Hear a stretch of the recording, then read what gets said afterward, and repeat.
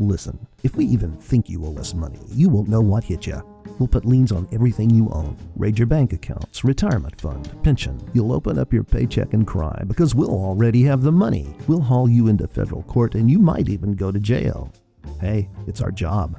Don't fight the IRS alone. The Tax Doctor is here to help you negotiate your tax bill and reduce your stress. Our experts will fight for you using IRS guidelines to stop any IRS actions like bank levies or wage garnishments. Plus, eliminate penalties and interest and reduce your past tax bill so you pay the IRS less. Help is here to deal with the IRS to reduce your stress. If you owe $10,000 or more in back taxes, do not call the IRS alone. Call a tax doctor now for a tax emergency analysis. I'd have my mom call the number on the screen. You come see me alone. We'll work it out. Really, we will. Attention timeshare owners. This is an urgent consumer alert from the Timeshare Exit Hotline, a national company specializing in helping consumers legally get out of their expensive timeshare contracts. We're offering you a way to legally get rid of your timeshare. So if you're fed up with the maintenance fees that keep on coming and want to learn if you can terminate your timeshare legally and permanently, call today. Even if you've tried before and were unsuccessful in getting rid of your timeshare, call today and see if we can help. We offer a complete 100% unconditional client satisfaction guarantee. Make this completely free call and learn how we can help you legally put an end to your timeshare nightmare once and for all. You have nothing to lose, so call right now to qualify and receive a free consultation. You can terminate your timeshare legally and permanently, but you've got to call now. Call the number on your screen today. It's a free call. Ah, ho, ho, ho. Hey, what's wrong, Santa? Well, it's these elves. The new ones all feel entitled. They don't want to work their way up the ladder. In fact, they hardly want to work at all. Then there's those social justice elves. They keep pointing out everyone's differences, dividing the elves and getting them all riled up. And don't get me started about the reindeer rights elves. The shop floor just isn't the happy little place it used to be. We should have used Red Balloon. That's right, Santa. RedBalloon.work is America's woke-free job board. Every day, we help good companies find reliable, motivated job seekers without all the woke nonsense. And our new Red Balloon recruiter service is turning traditional corporate recruiting on its head, delivering high-quality employees for a fraction of the price. Give yourself a Christmas gift and post your jobs on RedBalloon.work today. And use promo code CHRISTMAS to get 10% off your first month's job postings, because life's too short for a bad hire.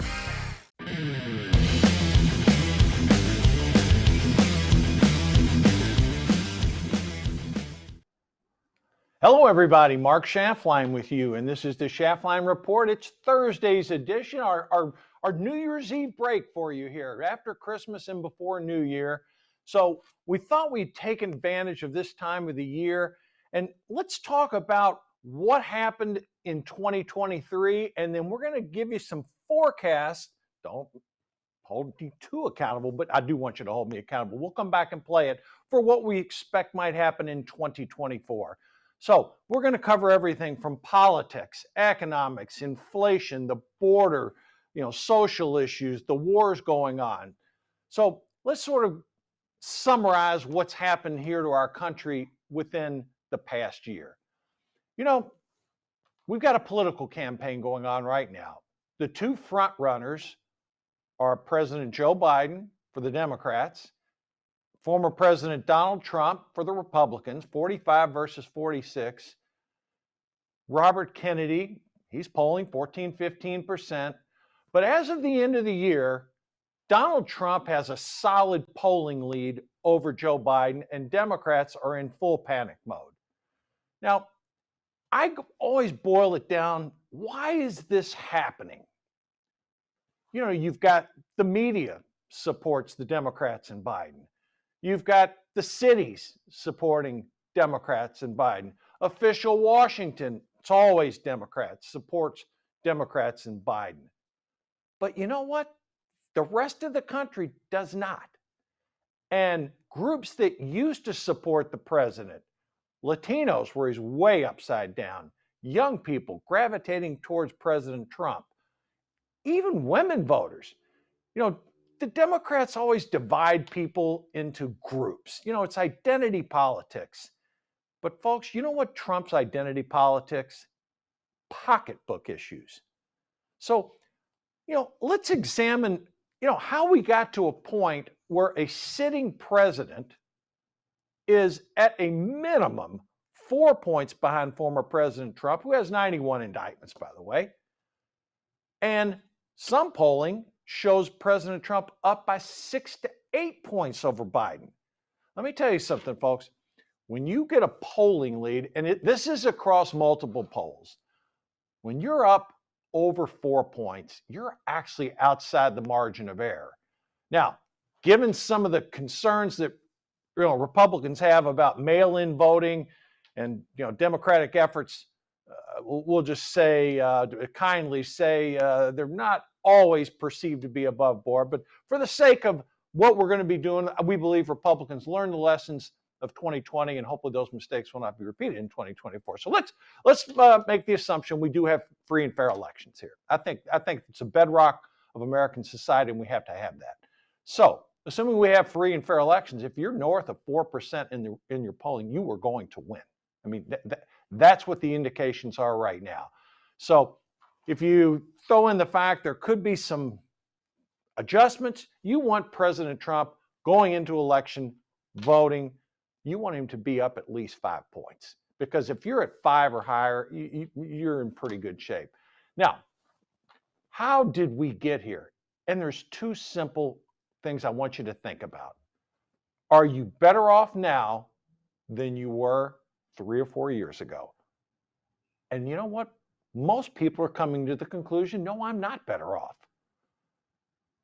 Second question, and we're going to come back to the first one in a minute. The second point is, how's your pocketbook doing? We've had 9% inflation earlier in the year. Then it gradually started slowing down a little bit, but it was still 5 to 6. So we end the year at 3.1. But you know what? That's 9 plus 5 plus the average person in the United States, they're upside down when they go to the grocery store, put gas in their tank, pay their utility bills, their insurance, medical costs. It's uneven at different parts of the country, but aggregately, their wages have not kept up with inflation. Folks, that's a difficult task to do. No wonder Biden is so far underwater. And we haven't even gotten to how horrific his policies are. But, when you think about where you were at the beginning, when Biden was inaugurated president, until where we are right now, inflation is up close to 20%. Because you had 3% and 2 to 3% inflation year one, 2 to 3% inflation year two, year three, 9%, 5%, now we're down to 3%. You added up cumulatively, since Joe Biden took that oath of office, we're up in the range of 16 to 20%. Wages didn't go up 16 to 20% during those 3 years, other than a handful of companies. Pro athletes, not too many of them. Entertainers, not too many of them. But for the most part, hardworking Americans, they got hit by a double whammy here. Their wages didn't go up as fast as inflation, and their standard of living is not as good as it was under President Trump. So even people that sort of look at President Trump and they think, oh, I can't stand this guy. Oh my God, it's Trump. But then they look in the mirror and they say, you know what? I may not like him personally, but damn it, under his policies, I did pretty well. And you think back about it, folks. When Donald Trump was president, unlike Joe Biden, there weren't two major wars going on. There weren't. Now, again, I'm not blaming Joe Biden for what happened in Israel. It's irresponsible to do that. But can you say Vladimir Putin had some ideas about Biden's lack of response based upon what happened, after the Afghanistan pullout? Probably made his thought process a little easier. And the Russian army's been decimated in the fight against Ukraine. They've lost over 320,000 men. That's a lot of losses on that front. So that probably went into the calculation. So we had rising wages under President Trump, stable inflation. The United States was at peace. But then we get Joe Biden. And look what happened under Biden. We've run $2 trillion deficits for 3 straight years. $2 trillion, folks.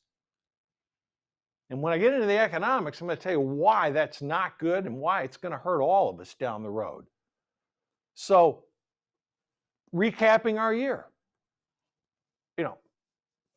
Are you better off now than when you were before? No, that's an easy answer. That's why Trump is leading Biden in all these polls. People are looking at him, forget the fact he's 81 years old and doesn't look like he's up to the job. No, we all see that in our camera, whether we're watching on the internet, whether we're watching our computers, television, whatever. It just doesn't give you inspiration knowing that Biden is the commander in chief. But he is, for another year. So, what else happened? We've talked about the economy. The economy grew at about 2.5%, which is good. That's a good number. But the bad news is this. It's not growing in the parts of the country where people need it to. Yeah, certain parts are doing great. I mean, if you're a defense contractor, you're doing great. If you're flying airplanes, they're packed. But, in other businesses, not so much. So, you have a situation here where we grew at 2.5%. We even had quarters better than that. So what does the Federal Reserve?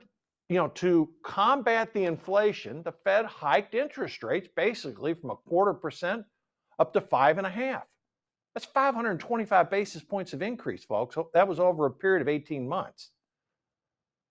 And what have they accomplished by that? Well, a whole lot. It does appear that the economy is, in what they call a soft landing, meaning the rise in these interest rates did not derail the economy. But the effects of this are still to be felt, because when we get into predictions for 2024, we're going to talk a little bit about that, because interest rates are so central to everything from stock prices, buying a house. Everything filters through based upon the direction of interest rates. And folks, right now, interest rates have been coming down. That 10-year note peaked at a little over 5.1% back in October. Since then, the 10-year note is hovering around 4% right now. That's a major decline. And with that, there's a lot of people that believe mortgage rates, which peaked a little bit above 8, will be back in the 6s in the first quarter, possibly getting even maybe into the 5s. If that happens, you're going to see a refinance boom next year like you've never seen. But let's talk about the other issue. What else happened in 2023 that's really causing Biden political headaches? The southern border. That's exactly right. I said it. We've had migrant problems throughout the entire Biden administration. Mayorkas was hauled before Congress. That's the secretary. He's in charge of the border. He was very defiant. Problem is, the radical liberal progressives, they want open borders. To them, 10,000 people a day, which have been coming across our border in the month of December, that's music to their ears. Shockingly. I mean, countries have to have borders. And never once on our show have we said we're against legal immigration. We're for it. But what we're seeing now is not legal immigration. It is people from it's over 70 countries they've identified coming across that southern border.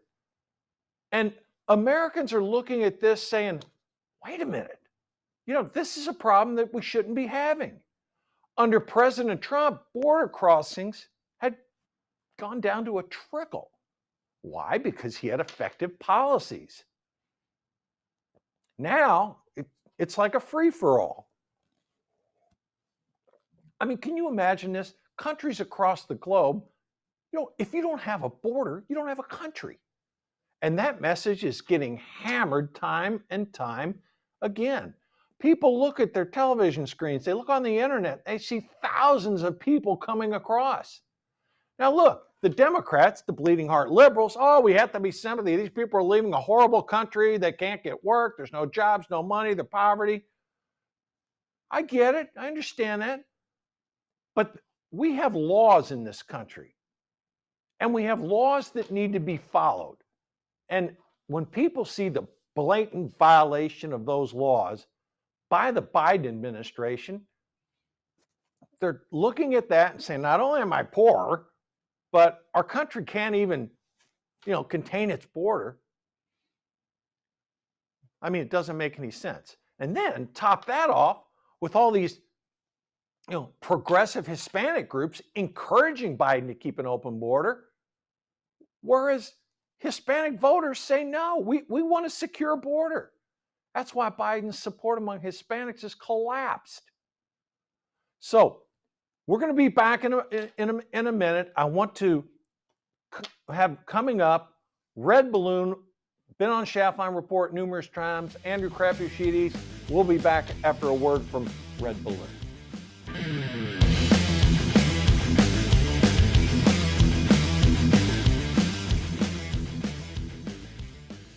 When I grow up, I want to work for a woke company, like super woke. When I grow up, I want to be hired based on what I look like. I want to be judged by my political beliefs. I want to be a conformist. When I grow up, I want to be offended by my coworkers and walk around the office on eggshells. When I grow up, I want to weaponize my pronouns.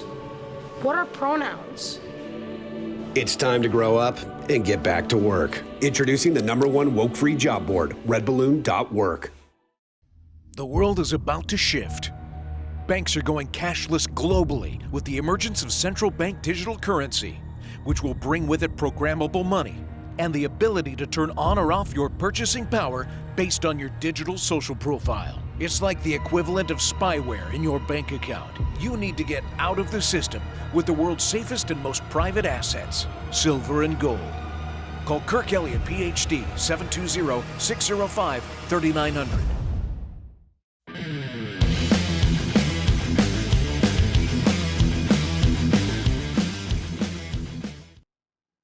And we're back. Boy, I gotta tell you, those guys at Red Balloon, you just watch it and it's funny. It makes you laugh. It's so sad, but it's true. So anyhow, thanks to Red Balloon. Thanks to Dr. Kirk Elliott for sponsoring our show. All right, so, we talked about things that have happened in 2023. We talked about the economy. We talked about inflation. We talked about the politics of the situation. We talked about, wars going on in Israel and in Ukraine. The insecurity. And people look and they see we have an 81-year-old president who looks like he's older than 81. All the bad news sticks to him. According to him, he doesn't get credit for the good news.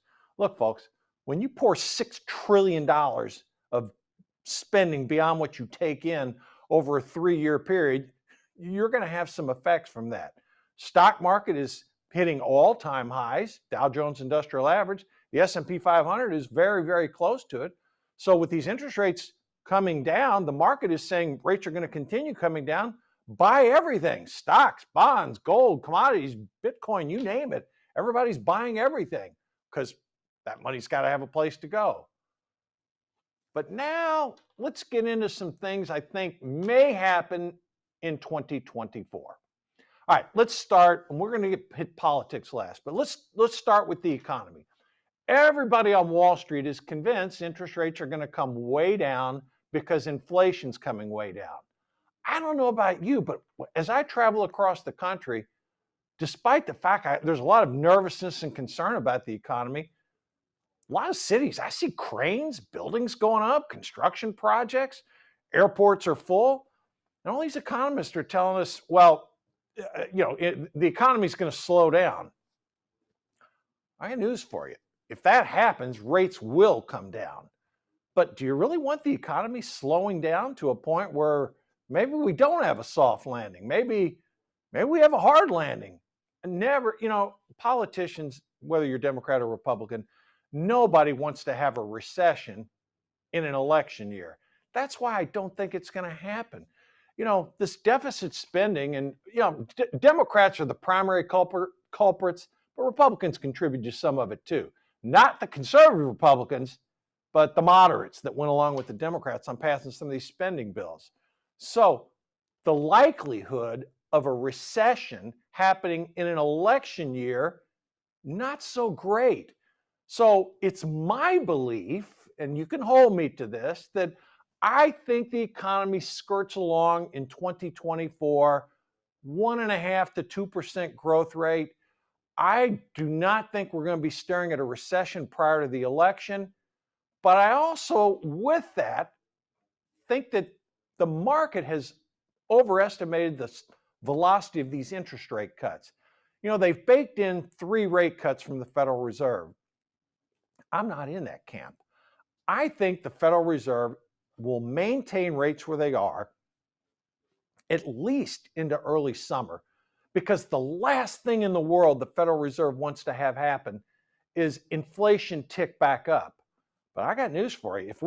And it's not being forecast, but if you see an uptick in inflation in January or February as a result of all this borrowing and spending, it's not just the government, folks. More Americans are buy now, pay later. It's credit card balances are maxed out. Buy now, pay later is popular. The government continues to spend $2 trillion a year, more than it takes in. I know you've heard it said time and time, at a certain point, it does catch up to us. You know, as of the airing of this show, the cumulative deficit of the United States is $34 trillion. It's an enormous sum that's never going to be paid back. So, you know, do I think interest rates are going to come down? As a lot of people on Wall Street are predicting 3 rate cuts in 2024. No, I don't believe that. I think we'll hum along close to the flat line. We may get, if the economy really weakens, we'll get cuts. But, you know, whether you're Joe Biden or if they've ditched Biden for another Democrat, do you think the Democratic Party and all their spending wants to be rationalizing a recession during an election year? No, they don't want to deal with that. So on the economy, I'm saying we're going to grow 1 to 1.5%, slow growth economy, maybe ink out 2%, but I think rates will stay about where they are at least into the summer, early May, and then depending upon where the economy is, there could be adjustments. But I think Wall Street, you know, they're expecting cuts. And if you see an uptick in inflation, then those cuts are not going to be coming. And then this buy everything mentality of buying stocks, buy everything, as much stock as you can, be a little cautious. We've had an unbelievable run up in the averages. November and December have been phenomenal gains for the catch-up stocks, not the Magnificent 7 technology stocks that really carried the ball this year in the stock market for the first 10 months of the year. But the last 2 months have seen an evening out where banks, cyclicals, a lot of sectors that were out of favor have now been, you know, bought into, and those Russell 2000 hovering near a 52-week high, S&P 500 just a stone's throw away. So you've seen the market rally, and typically when you see it rally that much, one of 2 things happen. Either you go through a big correction or it continues to rally. And if interest rates stay where they are or start to go down, you're going to see that rally continue. Let's talk about the 2 wars going on right now. You know, we had Joe Visconti on about a week ago, and Joe thought that the Israeli war would be over in January. I don't share his optimism. I think it may, you know, well go in a few more months than that, but I think it will take the Israelis at least maybe into spring before we can start talking about how you rebuild Gaza, because they keep finding these pockets full of Hamas terrorists. And, you know, that assumes that there's no war with Hezbollah on the northern border of Israel. That's no guarantee. They haven't entered it so far, but the Iranians are constantly supplying weapons. So, and the Iranians are supplying weapons to the Houthis. So, you know, the Middle East, it's packed full of danger spots, but the Israeli cabinet and the Israeli government have made it clear nothing short of victory over Hamas is going to be accepted. So I believe that's going to be achieved. I just think it may take a little longer than, you know, Joe was optimistic about, and it could go into the spring. Then the question is, how are we going to rebuild Gaza? I think that answer lies somewhere between the Saudis, the Egyptians, and possibly the United States and Israel. But again, I do think that the Saudis will step in because, you look at pictures of Gaza, it's basically destroyed. Let's talk about this too. Our border. What's going to happen down at our border? Well, it's my belief that in January, a deal will get cut between the Senate, the House, and the Oval Office to where there will be aid for Ukraine, there will be aid for Israel, some aid money for Taiwan, and some enhanced border rules, regulations, security, you name it. Will it be everything that Republicans are trying to get now? I'd like it to, but I don't think that's in the cards. But there will be something. Listen, there will be a deal that comes together in January. Why do I say that? Because there's a big chunk of Congress, Senate and House, that want to get aid to Ukraine, Israel, and Taiwan. There's a lot of people in the House that want aid to Taiwan and Israel, and they don't want it tied to Ukraine, but that's not a majority in the House. It's a loud minority, but it's there. So while more senators support the aid to Ukraine on a percentage basis than House members, I do believe that package does get passed and probably passes sometime in January. Now, boy, let's get into our favorite thing, politics. A lot of people are saying, "Wow, Biden looks terrible. He's 81. He's going to be replaced." I think it would be good for our country if the Democrats nominated someone else, but I'm not in the business of telling Democrats what to do, since my preference is always to have the weakest candidate opposing, a Republican. So I think the people in the White House are radicals, liberals, progressive. That's too kind to call them progressives. They're radicals and they're extreme liberals. They're going to sink or sail with Joe Biden. I do not think he's going to be replaced. Now, if his approval numbers get into the 20s, the power brokers of the Democratic Party may undo it for him. But short of him, something happening at the convention, if his numbers just absolutely crater, they're pretty bad right now, hovering in the mid-30s.